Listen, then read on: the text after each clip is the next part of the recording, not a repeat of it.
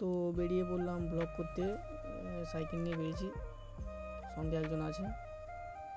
তো দেখাবো তোমাদেরকে পুরো গ্রামের পরিবেশটা কীরকম, এখানে মানুষ সকাল থেকে কত কাজ থাকে। আমাদের সাথে থেকেও শুরু করছি ব্লগটা, তোমাদেরকে দেখাবো গ্রামের পরিবেশটা। হচ্ছে মাঠের দৃশ্যটা দেখাচ্ছি তোমাদের কাছে। হচ্ছে আলুর সিজন, সেই জন্য সব চারিদিকে আলু লাগিয়েছে মাঠেতে। বড় বড় তাল গাছ আছে এখানে দেখতে পাচ্ছ। ভিডিওটা স্পিডে করেছি। এই ফাঁকা মাঠ, এদিকে আলু তোলা হয়ে গেছে।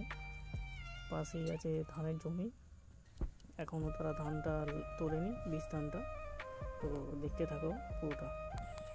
এটা হচ্ছে গ্রামের পরিবেশ, এদিকে সব মানুষজন কাজে যায় আর করে। এই যেটা হচ্ছে পোল, ছোটো পাড়া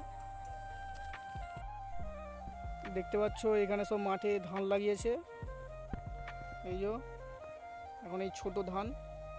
গ্রামের দিকে কিন্তু একটা জিনিস সচরাচর দেখা যায়, যে প্রত্যেকটা বাড়িতে ছোটো ছোটো ছাগল, বড় বড় গরু প্রতিটা ঘরে আছে। এগুলো কিন্তু শহরের দিকে দেখা যায় না। যেমন এখানে দেখা যায় সুন্দর পুকুর, মাছ ভর্তি, বাঁশের ঝাড়, এ দেখেছ গরু, খোলা একটা পরিবেশ আর কি। এখানে সুন্দর পুকুর আছে, চারিদিকে খেলার বড় বড় জমি আছে।